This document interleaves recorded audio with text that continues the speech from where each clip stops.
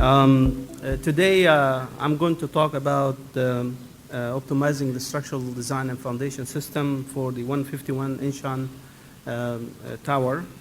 Again, this building is not built, but the amount of work that was done during the design process of the building, it was just enormous. It's almost, it's just every single technique that we have to use in optimizing building system has been incorporated here. And, but at the same time, many of you probably don't know much about Samsung, so I will take just a minute to tell you, like, Samsung Group is a very large organization, and Samsung Engineering and Construction, and CNT is one of the companies that we have. Again, most of you probably, when they think of Samsung Electronics. We don't talk about Samsung CNT much. Again, it's a huge company in terms of asset and sales. One of the Samsung profile, again, we do with building, civil, plant, housing, and also Samsung trading. We have industrial material, trading groups, and we have close to about 12,000 employees, and the majority of them is really in construction. Some of the portfolios that we have is buildings, which include high-rise, high-tech, healthcare, airport, sport and facilities, civil, power plant, and also housing division. And what you see here, I don't know, maybe over there. The building on the right is really Tower Palace 3, and this is really the building from where we started the design of Burj Khalifa. It's a prototype of Burj Khalifa. These are some of the projects that we have, and these are some of the ongoing projects that we have worldwide. In particular, we have the Worli project in India, which is about 400-meter tall tower, Vasuna Tower, UIC project, Tanjung Mogar. These are all ongoing projects under construction right now. When we look at tall buildings, essentially, if we look around the world, we have come a long way in the last 10 to 12 years. And if you look at some of the new topologies that we have in tall building, it's just beyond what we have designed traditionally. And some of these buildings, as you can see, they are pretty heroic, but at the same time introduced new challenges for us as structural engineers.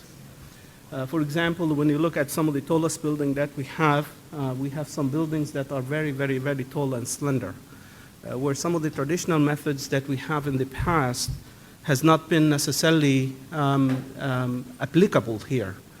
Fundamentally, when we talk about tall buildings and building acceleration and perception to motion, we think of these fundamental modes being the driving force.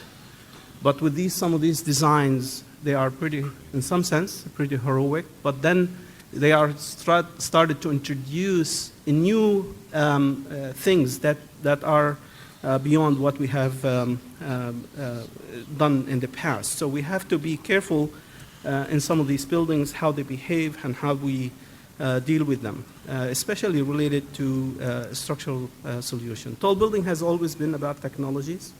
As you can see from the beginning of the century, we started with almost masonry, non-reinforced steel, and then concrete. And in a span of about 100 years, we went from a concrete being untrusted material to one of the major material in construction and tall buildings. Again, computer technologies have definitely had major influence in terms of what we do in tall building design. And this is Guggenheim Museum when it was introduced. At the time, essentially it's the first BIM model that ever used, which is about 1994, in which CATIA and the whole system was integrated. And until today, we're still talking about these, but some of these technologies have introduced a long time ago. The results of computer technology has resulted in many of these twisted and iconic building, but they don't go without many structural challenges. And at the same time, during the design of many of these buildings, many thought that these buildings are iconic, or sustainable. But we really have to think about, are they really sustainable? Because it's only a measure is in terms of how much material we put into these buildings, and they become more of iconic statements than anything else. So for me, the design of successful tall building projects for skyscraper, some of the issues that we have is what are the factors influencing the design, include sustainability and optimal structural solution, structural system optimization, and also what is the most important, especially when you talk super tall building, is what is the optimum construction method. I mean, when you have developers here and talking about investing into the project in terms of the amount of money they spend to finance this project is unbelievable. This morning, many people talked about the new technologies in tall buildings, and especially using damper system. These have not fully really integrated into the solution, and as far as I'm concerned, we are way behind time. I think we really need to look at new generation of tall building systems, and this is the project where we experimented with that. Some of the characteristics of tall buildings that are very challenging, including high technology for high-rise, structural stability, fast construction cycle, special equipment, verticality control, and also they require huge amount of massive management because of the long period and the resources that will be needed. So for every project, in order to be viable, we see a lot of buildings are being presented, but many of the buildings are not built. So some of the factors influencing the design, especially financial, environmental, but at the same time, we need to think is what are the driver of architectural design concept. Is it the free-form architecture that we're trying to do? Is it the creating a sculpture or sustainability? Historically, engineering solution has always been the driver of tall building design, especially structural engineering. And now we're talking about wind and solar energy and some of the latest technologies that we have. Many engineers right now, we're still using material that we used a long time ago. In fact, the material is far more advanced than we're practically using today in our building systems. Again, cost. Cost is always a driver of tall building. What is the shape of the building and geometry? Size and floor plate. What is the structural solution, which has direct impact on the construction method? Facade, vertical transportation system, environmental strategy, which means it's the life cycle and energy use of the building, and also the site constraints and the market conditions. These are some of the major drivers that drive the cost of tall buildings. So we should be when we design the tall buildings, we need to think about all of these components in order to come up with an optimum design that really works and serve the client needs in every aspect. In another session, we heard some people talking about CO2 and emissions and how we reduce the footprint of tall buildings. Whenever in buildings in general, but again, the structural design obviously play a major role, especially is in terms of how you optimize it. So the embodied energy in tall buildings is probably one of the major contributor to CO2, and the question is how do we minimize it and how we optimize it? And some of the key solutions that we will be looking at in Incheon Tower is gravity load management, wind engineering, seismic engineering, vibration control, and also optimizing the construction method, and also utilizing advanced energy material. If you look at this one is from the Council on Tall Building and Urban Habitat, and you look at the cost of tall building, as you can see from here, the structure is the biggest contributor to going tall. It has impact on the efficiency of the building. It has an impact on the cost. And at the same time, if you look at all the other disciplines, essentially you don't have much cost impact on them as much as the structure would. So the structural solution is extremely important. Historically, we designed building for floor framing to here, and then the column is stacking to there. So if we design for wind and seismic, essentially there is a huge amount of expansion of material that we need to put into the building to make it economical. And my question and the challenge for us is why not move this curve from here to there? And I believe that's possible. Burj Khalifa is an example of that, where we're able to, this is what we need for gravity load, this is how much material we put into the building. So essentially, even though we designed the tallest building in the world, we still have 0.53 meter cube per meter square of concrete, which is less than a 20-story building that we have today. So I think the solutions are possible, but we have to be able to know how to manage them. Wind engineering is another aspect. I will not spend a lot of time on this. There are other wind sessions where we incorporated into fundamental of the building system to reduce the wind effects. And sometimes if you are carefully planning the effect on the wind load on tall buildings can be very minimal. There are many techniques that we use. This is one of the study that I've done with a student, which is taller than Burj Khalifa at IIT back about 20 years ago. Almost looking at modifying the shape to overcome the wind issues. And essentially, this is actually the master thesis for a student that I did some time ago. Same thing, 250-story building. Same thing, mega frame system. Another building in Incheon that we did some time ago in terms of modifying the shape. Again, these are very beautiful buildings, never built, but at the same time, there's a lot of engineering solution that went into them. And today, what we see here is Shanghai Tower, Chicago Spire, and so on and so forth, that these buildings have been designed in which we incorporated the two systems. Same thing with Incheon Tower here. The other techniques is right now is we design a lot of buildings, and the question is we don't really have a lot of into the media how we correlate our design to what we measure. And fortunately, I was fortunate enough to be able to incorporate an extensive monitoring program in Burj Khalifa, in which would give us a complete feedback on the building behavior under wind, seismic, gravity, heat of hydration, strains, GPS systems, tilt meters, measuring the settlement, lateral drifts, construction sequences. And at the same time, we can essentially come up with a health monitoring program to give us a complete feedback on the building systems. At this moment, I think obviously we can have a complete record of the building. We do a wind tunnel on 1 to 500 scale. Once you put these systems in place, you get 24/7 practically wind tunnel and seismic testing on the building, in which it allows you the opportunity to correlate what you designed, what you built, and what you measured.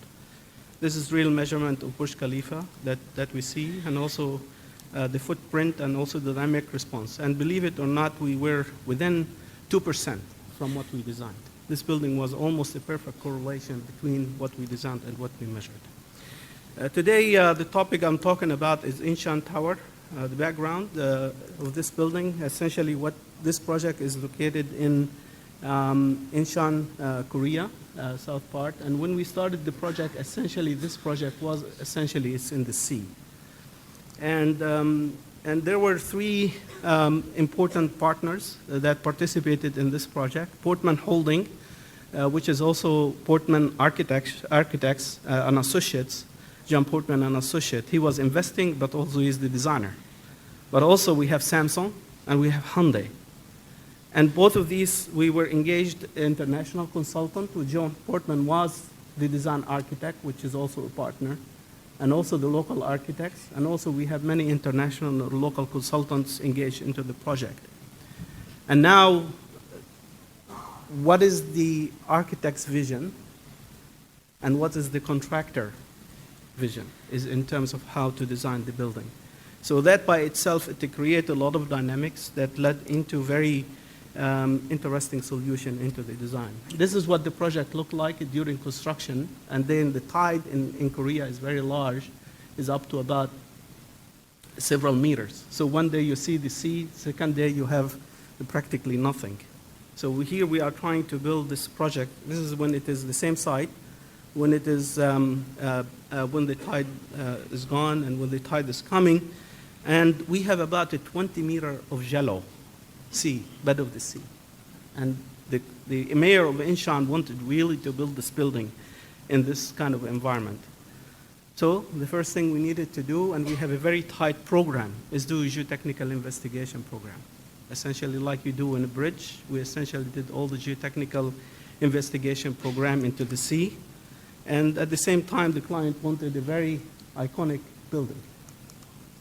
Again, this is the vision of the architect, and that's the mayor of Incheon over there. So definitely it's a very symbolic, just like, for Incheon, it is very close to the airport. So at the same time, when we looked at the original design concept, it was very, very difficult building to manage from a structural standpoint. The wind forces were just absolutely huge. and the building was extremely slender. So then in that case, we went and started looking at all kind of different concepts in terms of what to use and how to control the wind effect on this building, because otherwise the building could not really have been realized. That's the original concept, as you can see. And this building from here to here is about 80-story building by itself. So it's just totally very difficult to manage. So, and also from efficiency, floor efficiency standpoint, it was very difficult. As you can see, it's not very efficient building. So through the discussion with the architect, we were able to rearrange the core, and at the end of the day, we were able to change the building to make it extremely efficient. Again, this is an integrated solution where the architect and the structural engineer and the contractor all working together to make a good solution. At the end of the day, we have a very highly efficient building for 151 story, but also is adaptable to construction methodology. It's a multi-use building, consists of a commercial, office, hotel, apartment, and condominium. And as you can see, when we finished the design, the building was extremely efficient. Essentially, there are no interior column whatsoever. It's only located at the location of the core and some of the mega column at the extremities. So essentially, we went from this design to some design to address the wind issues, to this design, and the final design end up being extremely efficient. It's a different look. Definitely, this is more iconic, but we couldn't really design for that very easily. So we did a lot of work with RWDI related to wind engineering studies, and look at different options, different sketches. Again, we participated as myself and another architect trying to find what are the different options we can do. So we did a lot of CFT studies. As you can see, the original design versus the alternative to find how we overcome many issues. One is the speed up of wind. The second is how do we break the vortices that are very difficult to control. This is like an airfoil. And then we did a lot of study on through CFD modeling, and we were able to reduce through extensive study with RWDI. As you can see here, Mr. Peter Irwin and Mark here doing a wind tunnel study, and we were able to reduce the forces by 2.5 times from the original design concept. So we went from uncontrollable design to a little bit more controllable effect. The other things that many people, Korea is a very low seismic zone. And the question is, when you put a building, a very tall building, 151 story, in a soil condition like this, with a 20 meter of jello, the question is the pile structural, or is it really foundation? And a lot of time, there is separation. So with this one, we have to be extremely mindful of also very severe seismic events in Japan, very high seismic event. So we did the seismic hazard study of the entire region, specific for this project, and look at a very high seismic event. And the question is the energy that get this, the frequency input of a very long period earthquake has a major impact on how the load is being transferred into the tower. So we did a lot of studies on that. And also the most important thing is the response of the building for a long period. You know, essentially you can feel a huge amount of movement. A lot of floor framing, different concept from a composite system, this again to a concrete system to flat plate construction. Believe it or not, the flat plate construction would work in this building because what we use is a mega frame system as a lateral system. And we did these studies and we were able to use a long span void deck that span a long way, but because of the size of the column, we need to be careful in terms of the lateral restraint of the building. And we looked at an all-steel solution, a concrete solution for both the residential and the tower. And for the office tower, essentially in the middle area, we use all the steel, essentially they're completely column-free. And the apartment units, we have only 2 major columns. The rest of it doesn't have any interior column at all. And also from efficiency standpoint, it was extremely efficient. Now, also this morning, people talked about a lot about Outrigger System. And we have to think, are these really our Outrigger or a mega frame system? And essentially, this design of this building is a really mega frame. So I have a very large column. It happened to be a very large core that are linked in some locations here. And also it's linked at the extremities of the building. So practically I was able to design the building in a very simple form. Portal frame. Very simple. Very, very simple. And then we did follow up with this into different concepts, looking at more detailed analysis. What you see here is a concrete slab option and a composite option in parallel. And essentially what we have is the center core here to take the majority of the torsional stiffness and also to tie the stiffness this way. But also we have engaged the column in the other direction as through an outrigger, or what I call is a really mega frame in both components. And none of the columns here transfer down into the bottom of the building, so we have another transfer truss at the bottom of the building. This building essentially didn't really control by seismic. It's controlled mostly by wind load. And again, we looked at the very, very long and extreme wind events up to about 2,000 years. Same thing with the very rare seismic event. Again, we looked at building was extremely well behaved from a major separation between the translation and torsional period. But also the building, because of the shape, it's crazy. As you can see, the model shapes, first, second, third, but then a lot of interaction through the different mode shapes because of the shape of the building. Above, so from here to there, we have a 40-story building, practically, that's sitting on top of that. And the foundation system, again, is another challenge in which we have, as you can see here, a clay, about 20 meters of clay, very soft seabed. And the only time we can weather the concrete is right here. So, and then at the same time, we have a lot of fractured rock. And the question is this very difficult site. And so we did look at the rock mass here and the location of the top of the rock. And that brought a lot of issues is in terms of differential settlement, vertical displacement, you know, and also differential settlement of the whole project. And we're doing in the reclaimed land. But what is the most important that I found extremely important is what do we design this building when you look at the PAL? We have to incorporate essentially the flexibility of the PAL into the design of the system. Because a very tall building with a very small rotation at the base, it translates into very, very high displacement. And the question, what assumption do you use? Is it dynamic stiffness? Is it static stiffness? And these would measure impact in terms of the displacements of the building. So if you look at for the same load, depending on the stiffness of the pile that you use, the deformation could be very much higher due to rigid rotation. And as you can see, up to a certain point, the dynamic stiffness of the pile played a major role.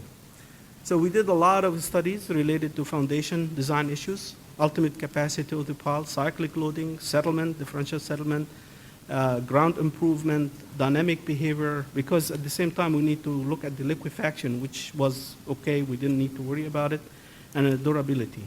And then at the same time we did the full-blown 3D plexus settlement analysis, and pretty much the arrangement of the pile was optimum and we were able to optimize the design.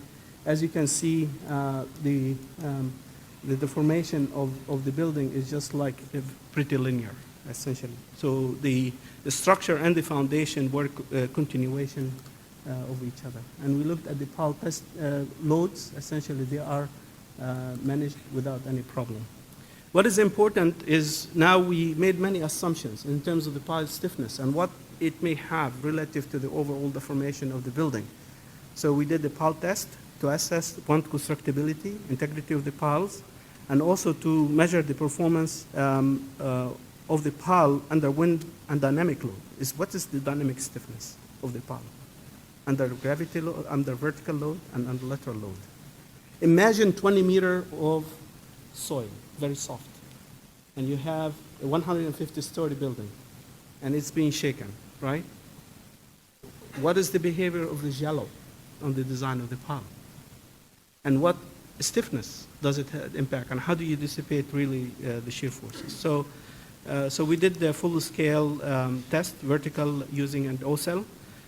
Was very effective in assessing the total capacity of the pile, and also We used the load test Korea actually in this, which is they are the inventor of the O-cell, and we used double layer for the load cells in order to assess the capacity of the pulp. And essentially, we were able to achieve a factor of safety more than 3 for all the pulps.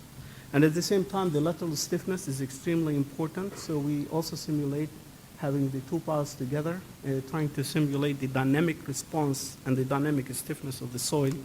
And this is the setup of the test. And essentially, we were able to successfully assess the actual stiffness of the soil relative to the pile. It was very difficult dynamic test, but we were able to manage it. And most of these piles were found to be very effective.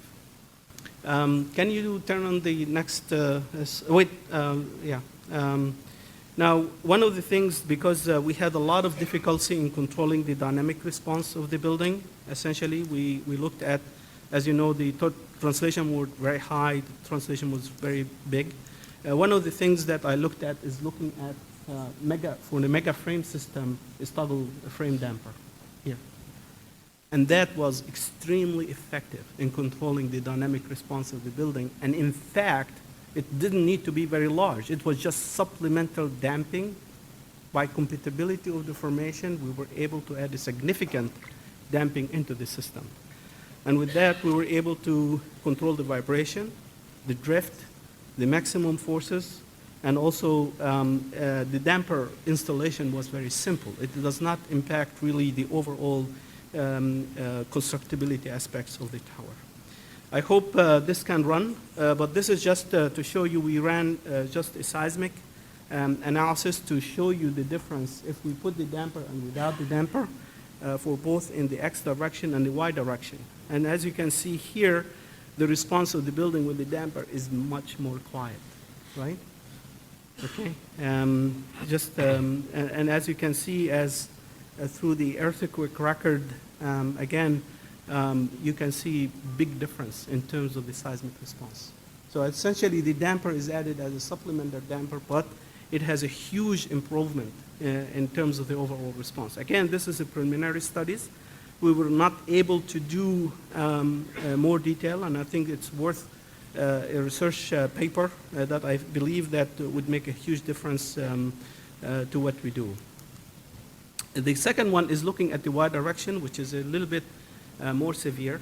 So if you look at the 2 buildings, at the top of the building, I added also a horizontal damper to prevent the building twist on this building. And if you look at the comparison, imagine you are sitting on top of this corner, okay, and looking out, right? It's not an easy thing and this, again, this is magnified, right? But would you rather be here or there? Again, the cost is very, very, very small portion relative to the overall cost of the project, right? Even though the movement is very large, it's magnified, but one is a translational. The second one is a combination of translation and torsional, which makes a huge difference in terms of how people perceive motion. Okay, this is the design of the tower. This is some of the design aspects. The design was a pretty much progress, but unfortunately, because of the financial issues, we stopped. This is what the final design looked like. Again, I believe they didn't add the damper, but it was a study that I thought it was extremely important to add. And for me, high-rise building design trends today is just really unbelievable, I think, because of the computer technologies that we have today. But in my perspective, good architects does matter. Design should be responsible, sustainable, functional, and also contextual. And with that, I think you always, in order to do very well on these projects, I think it's important to engage all the key people involved in the project who have the experience, the human resource, the design coordination capability, and technical support to support these projects in providing engineering services that are required, and also give you a building that's constructible. Ultimately, at the end, what matters is that material cost is important for cost, labor cost, indirect cost, constructibility aspects of the project, And also, key management factor for these very tall and very complex building is, the client has to make a timely decision. Design coordination is extremely important. Early procurement, buildability improvement, time management, cost plan, value engineering has to be embedded early into the process rather than late, and the cost estimation and also global sourcing. Again, having a project being early engagement of the contractor early would have a significant benefit to the project that you would not see otherwise. If we do traditional way, most likely you will be in a cost and time overrun. On the other hand, if you engage a contractor early, you definitely will have significant benefit. And for our vision, we will, all of you, owners, developers, we work a lot of consultants. We want it to be really, as a contractor, you trusted builder, and definitely we value safety, integrity, and appreciation for all the people we deal with, and we all want to do things to make profit. Nobody wants to lose, otherwise there is no reason to do our business. And with that, I thank you very much. Okay, thank you.